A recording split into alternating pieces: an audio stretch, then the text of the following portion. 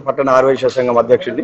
మా వాసవి కన్యకా పరిషత్ దేవి దేవాలయంలో గత 65 సంవత్సరాల నుంచి దేవీ నవరాత్రులు చాలా బ్రహ్మాండంగా జరుపుకోవచ్చున్నాము. రేపు 26వ తారీఖు నుంచి దేవి శరణ నవరాత్రులు ఉత్సవాలు శ్రీ వాసవి కన్యకా పరిషత్ దేవాలయం బ్రాహ్మణవాడి అందు జరుపుకుంటున్నాము. ప్రతి ఒక్క ఆర్యవైశ్య సోదరి సోదరులు కాకుండా హిందూ బంధువులు ప్రతి ఒక్కరూ ఈ ప్రోగ్రామ్ లో పాల్గొని ప్రోగ్రామ్ ని సక్సెస్ చేయాలి.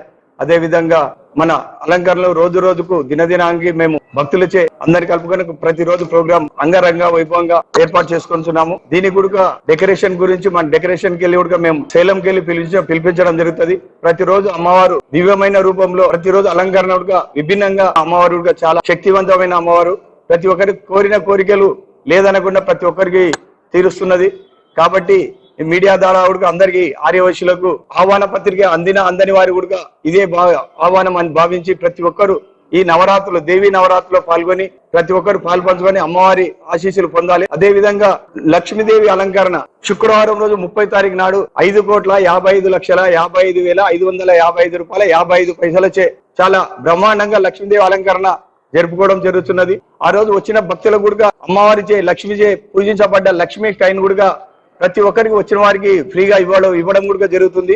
ఎంతమంది వచ్చినా 2,000, 3,000, 10,000 ఎంతమంది వచ్చినా కూడా ప్రతి ఒక్క భక్తునికి లక్ష్మీ ప్రసాదంగా అమ్మవారి కైన్ కూడా ఇవ్వడం జరుగుతుంది. కాబట్టి ఈ అవకాశాన్ని కూడా భక్తులందరూ వినియోగించుకోవాలి.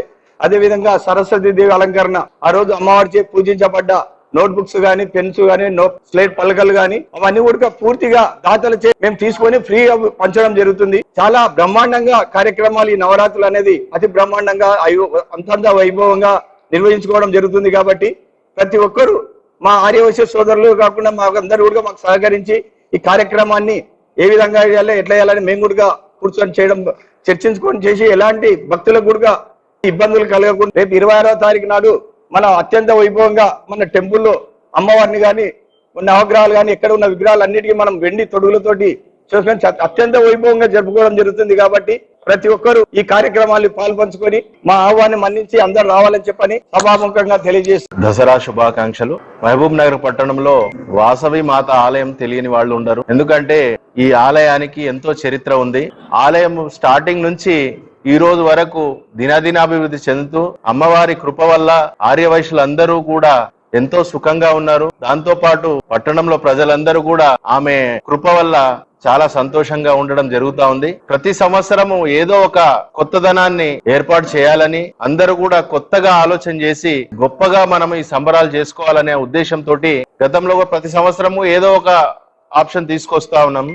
ఇంత క్రితము బంగారు చీర కూడా మన అమ్మవారికి ఏర్పాటు చేసుకోవడం జరిగింది. ఎక్కడ కూడా మన తెలంగాణలో ఎక్కడ కూడా లేనటువంటి బంగారు చీర మన మహబూబ్నగర్ పట్టణంలో అమ్మవారికి ఏర్పాటు చేయడం జరిగింది. అదే విధంగా ఇప్పుడు కొత్తగా అంటే మొత్తం ఆలయానికి వెండి కవచాన్ని కూడా మన అధ్యక్షులు వెంకటేష్ గారి ఆధ్వర్యంలో దిగ్విజయంగా జరుగుతా ఉంది. నిజంగా కూడా సభ్యులందరినీ కూడా హర్షించాల్సిన అవసరం ఉంది. వాళ్ళు పట్టుదలతోటి వెండి కవచాన్ని ఏర్పాటు చేయడం జరిగింది.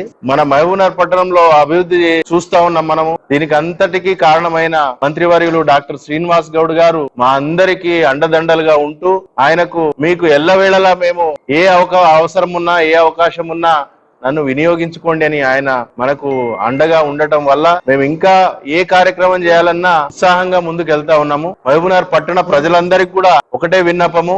ఎందుకంటే ఎక్కడా జరగనటువంటి అద్భుతంగా మన ఆలయంలో ఈ ఉత్సవాలు జరుగుతాయి. కాబట్టి మీరందరూ కూడా ఆలయానికి వచ్చి అమ్మవారి కృపకు పాత్రలు కావాలని రోజు అలంకరణతో దిగ్విజయంగా ఉత్సవాలు జరుపుతాము. అందరికి కూడా అందుబాటులో ఉండే విధంగా అందరూ కూడా అమ్మవారిని దర్శించుకోవచ్చు.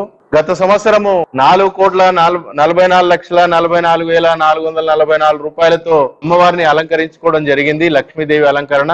ఈ సంవత్సరము దాన్ని మించి 5,55,55,555 రూపాయల 55 పైసలతో అలంకరణ జరుపుకోవడం జరుగుతా ఉంది. ఇది నిజంగా చాలా బ్రహ్మాండంగా జరుగుతుంది. అందరూ కూడా తిలకించి అమ్మవారి కృపకు పాత్రలు కావాలని, అదే విధంగా ప్రతిరోజు అలంకరణ కూడా అందరూ వచ్చి చూసి ఆనందించాలని మనసారా కోరుకుంటూ అందరికీ కూడా మహబూబ్నగర్ పట్టణ ప్రజలందరికీ మన మంత్రివారి శ్రీనివాస్ గౌడ్ గారికి వాసవి మాత కృప ఎల్లప్పుడూ ఉండాలని ఆశిస్తాను.